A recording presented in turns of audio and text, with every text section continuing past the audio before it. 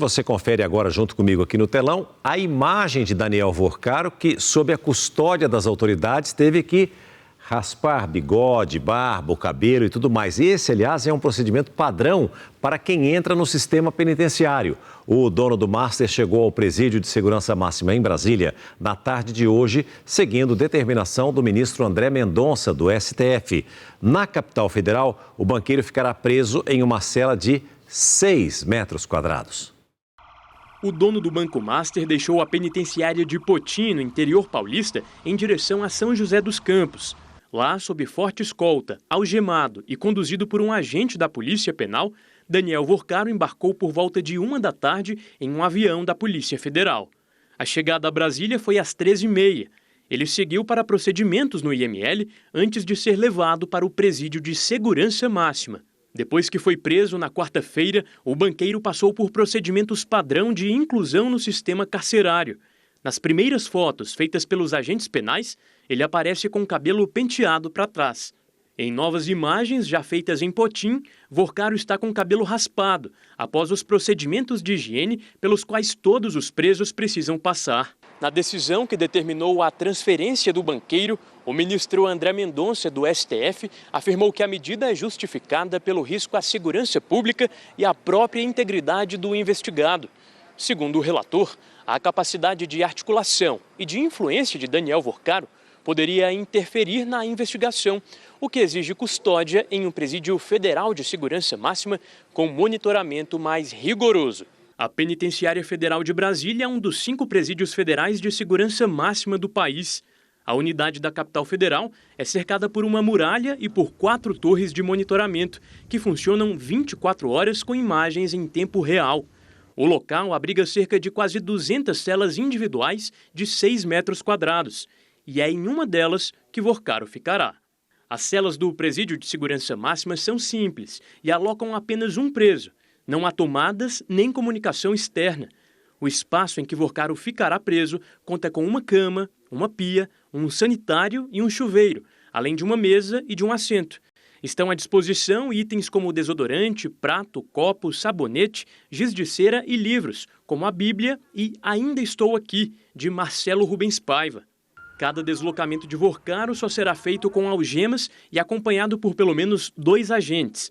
A cela será revistada sempre que o detento sair e o preso passará por revista toda vez que deixar o dormitório. As comunicações com familiares, amigos ou advogados ocorrerão apenas no parlatório ou por videoconferência.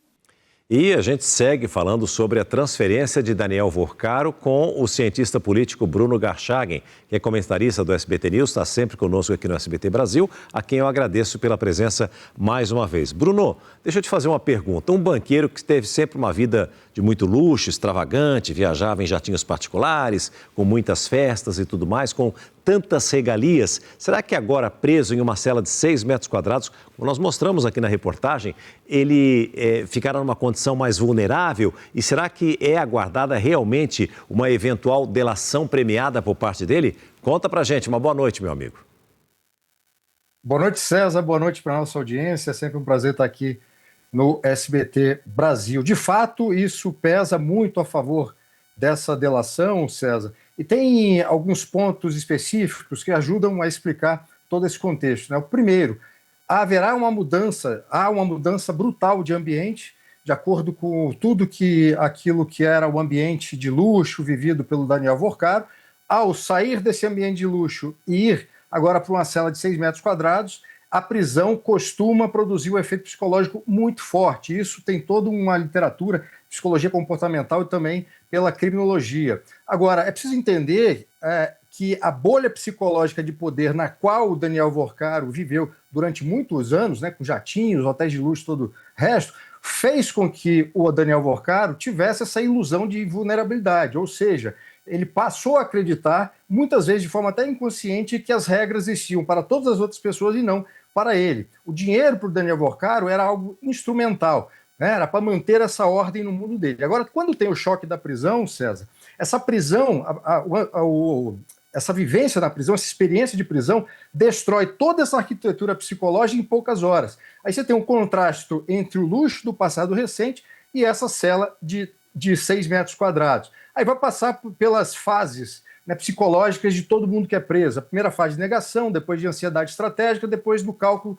de sobrevivência. Isso tudo, obviamente, pode conduzir o Daniel Worcaro para aceitar uma delação, mas uma vez que ele aceite a delação oferecida pelas autoridades, a gente tem um outro problema a ser resolvido, que é essa delação, considerando que o Daniel Worcaro até agora se apresenta como grande protagonista, como grande chefe dessa arquitetura de poder, ramificada em várias instâncias do poder judiciário, do poder político, essa delação ela não pode beneficiar o Daniel Worcaro a ponto de passar para a sociedade uma imagem muito negativa e até de impunidade. Então, todos esses elementos, César, estão em jogo agora e a gente vai ver qual será a posição das autoridades, especificamente também do Daniel Worcaro, se vai aceitar ou não uma eventual delação.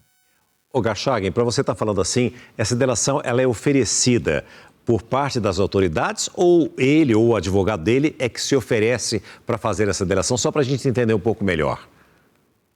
Pode acontecer das duas formas, tá? Geralmente, as autoridades, quando percebem que uma determinada pessoa envolvida num esquema criminoso tem algo a oferecer, as próprias autoridades tomam a iniciativa de oferecer uma delação premiada. Pode acontecer também, como já aconteceu, dos advogados de uma determinada pessoa envolvida num esquema como esse, sugerir às autoridades e as autoridades aceitarem ou não, de acordo com quem é essa pessoa, de acordo com o que ela tem a oferecer para uma investigação como um todo.